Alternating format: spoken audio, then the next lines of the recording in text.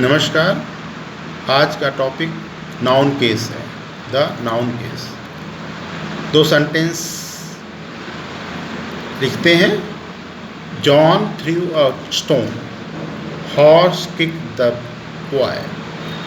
इस सेंटेंस में in sentence one the noun John is subject. इस सेंटेंस में जॉन जो है सब्जेक्ट है। It is the answer to the question who threw the stone. अगर हम क्वेश्चन करें कि स्टोन किसने थ्रो किया, हु थ्रू द स्टोन, इसका आंसर जॉन आएगा। The group of words through a stone is predicate. इस सेंटेंस में through a stone, A group of words को हम प्रेडिकेट के रूप में कैटेगराइज करेंगे। The predicate contains the verb through. इस सेंटेंस में प्रेडिकेट जो है थ्रू वर्ब के साथ जुड़ा हुआ है, थ्रू वर्ब के साथ जुड़ा हुआ है। What did John through. अगर हम क्वेश्चन करें कि जॉन ने क्या थ्रो किया, व्हाट डिड जॉन थ्रो, तो इसका आंसर अ स्टोन आएगा।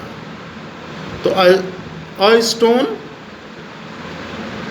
is object which John threw. John ने क्या थ्रो किया, a stone। तो a stone एक ऑब्जेक्ट हुआ जिसे जॉन ने फेंका। The noun stone is therefore called the object। इस सेंटेंस में the noun stone है, उसे ऑब्जेक्ट की कैटेगरी में रखा गया है, ये ऑब्जेक्ट है। In the second sentence the noun horse, second sentence the horse kick the boy, horse kick the boy. The noun in second sentence the noun horse, horse is the subject. इस sentence में horse subject है। It is the answer to the question who kicked the boy.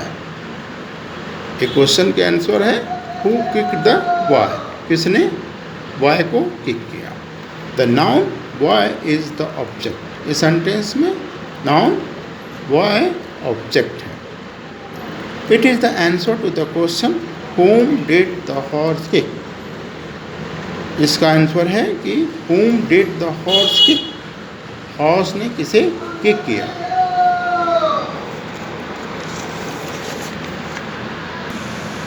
When the noun or pronoun is used as subject of a verb, it is said to be in nominative case. जब noun या pronoun subject के रूप में use किया जाता है, verb के subject के रूप में यूज़ किया जाता है, उसे नॉमिनेटिव केस कहते हैं।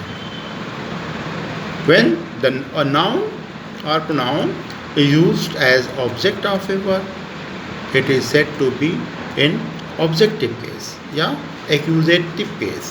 जब नाउन या प्रोनाउन वर्ब के ऑब्जेक्ट के रूप में यूज़ किया जाता है तो उसे ऑब्जेक्टिव केस या एक्यूजेटिव केस कहते हैं। To find the nominative, nominative का पता करने के लिए हम क्वेश्चन करते हैं, हु या व्हाट से क्वेश्चन करते हैं। इसके जवाब में जो आता है वो नॉमिनेटिव केस होता है। Therefore the verb before the verb, verb से पहले हम क्वेश्चन करते हैं हु या व्हाट, इसका आंसर जो आएगा वो नॉमिनेटिव केस होता है। तो टू फाइंड द एक्यूजेटिव या ऑब्जेक्टिव केस, पुट whom और व्हाट, हम क्वेश्चन करते हैं whom या व्हाट, इसके जवाब में जो आएगा वो ऑब्जेक्टिव केस होता है।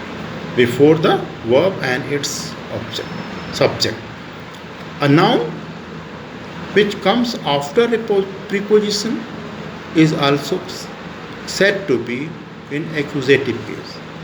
Noun जो preposition के बाद आता है उसे objective case या accusative case कहते हैं। Example: The book is on the desk. The book is on the desk. A noun desk, desk is in accusative case, इसमें एक्यूजेटिव केस है क्योंकि नाउन डेस जो है प्रीपोजिशन ऑन के बाद आया है। ठीक है।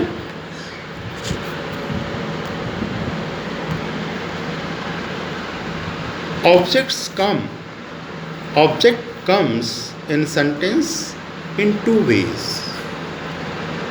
Direct object and indirect object. Sentence में ऑब्जेक्ट दो तरह से आते हैं, एक डायरेक्ट ऑब्जेक्ट और एक indirect object. Direct object usually non living thing के लिए होता है, इनडायरेक्ट ऑब्जेक्ट लिविंग थिंग के लिए होता है। Example, Ram gave Hari a ball, Ram gave Hari A ball.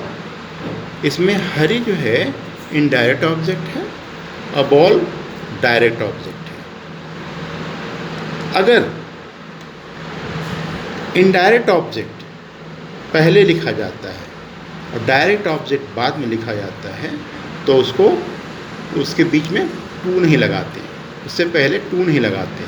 अगर इनडायरेक्ट ऑब्जेक्ट हरी है उसको बाद में लिखा जाए और डायरेक्ट ऑब्जेक्ट जो नॉन लिविंग थिंग बॉल है उसको पहले लिखा जाता है तो इनडायरेक्ट ऑब्जेक्ट के पहले टू लगाते हैं।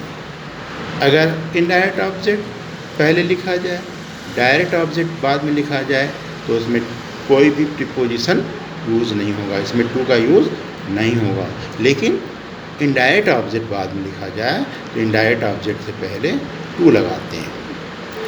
आज के लिए बस इतना ही, फिर अगले वीडियो के साथ हम फिर प्रेजेंट होंगे। नमस्कार।